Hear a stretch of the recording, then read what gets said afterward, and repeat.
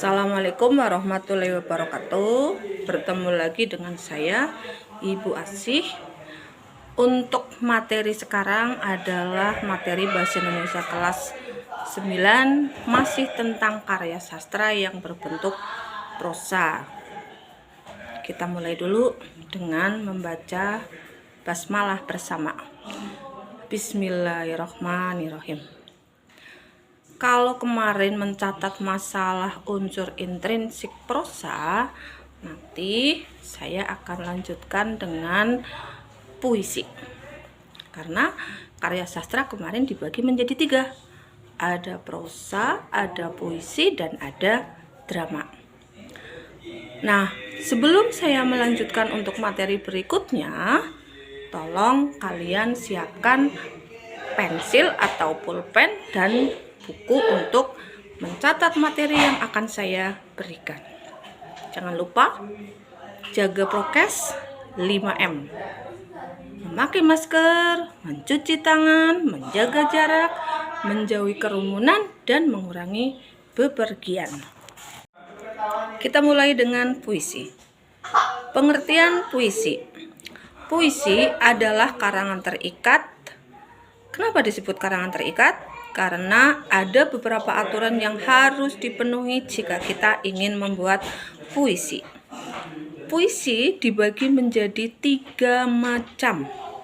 Ada puisi lama, puisi baru, puisi kontemporer, atau puisi modern.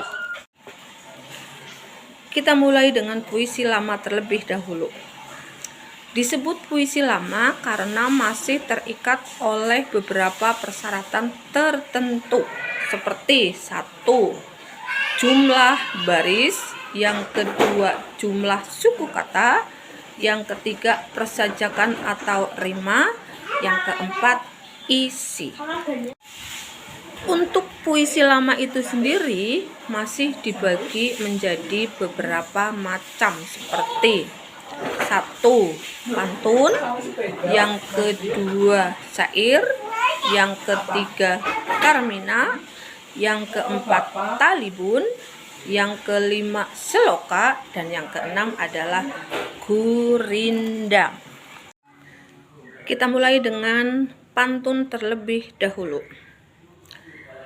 Ada beberapa ciri-ciri pantun yang dapat kalian ketahui sebelum menyusunnya. Ciri-ciri pantun yang pertama adalah 1 bait 4 baris. 1 baris terdiri dari 8 sampai 12 suku kata. Yang ketiga mempunyai persajakan atau rima atau bunyi akhir ABAB.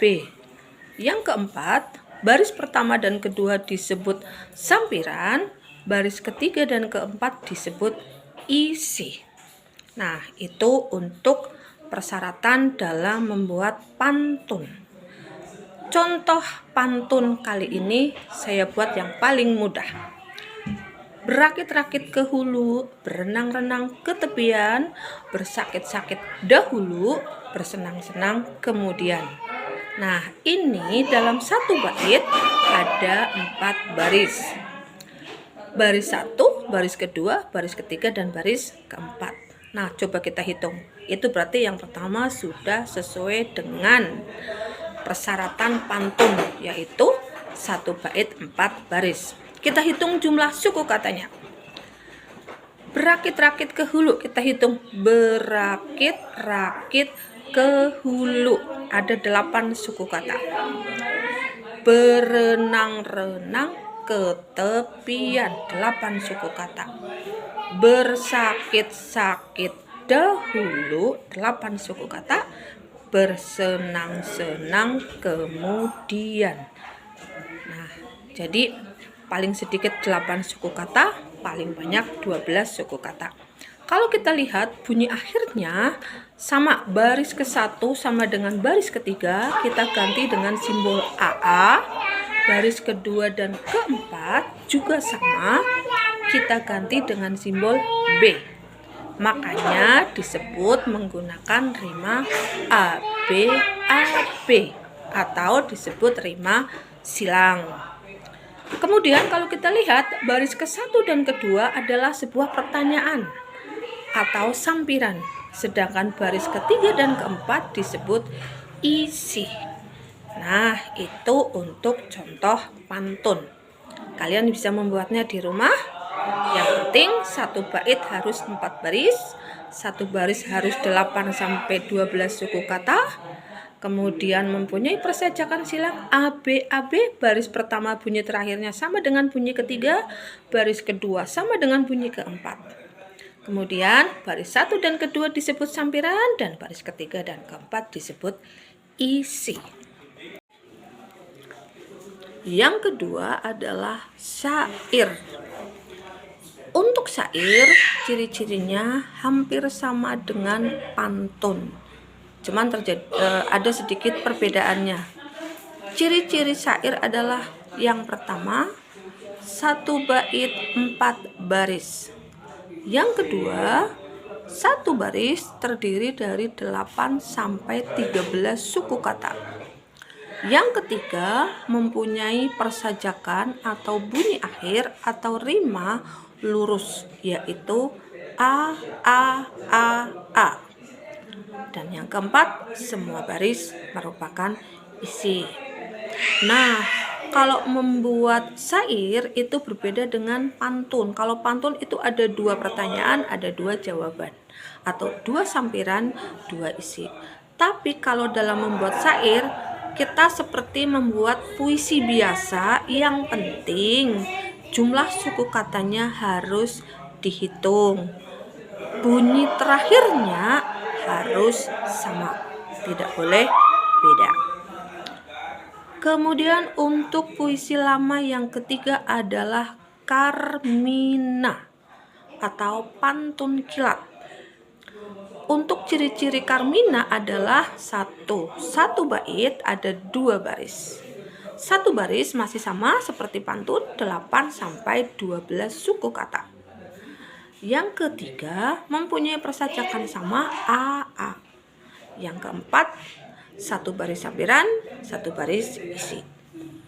Untuk contoh Karmina yang paling gampang adalah 1.2 koma. Siapa cantik, siapa yang punya. Nah, 1.2 koma kita hitung. 1.2 koma 8 suku kata. Siapa cantik, siapa yang punya. 11 suku kata. Paling sedikit 8 suku kata, paling banyak 12 suku kata. Itu untuk contoh Karmina atau pantun kilat. Nah, kali ini saya cukupkan dulu untuk puisi ya. Lain kali akan saya teruskan untuk pembagian puisi lama yang masih ada 3. Semoga kalian tetap bersemangat, tetap sehat, dan jangan lupa tetap menjaga prokes, yaitu 5M. Jangan lupa catatan dipelajari, jangan hanya ditonton tapi harus dipelajari. Demikian yang bisa saya sampaikan. Terima kasih. Assalamualaikum warahmatullahi wabarakatuh.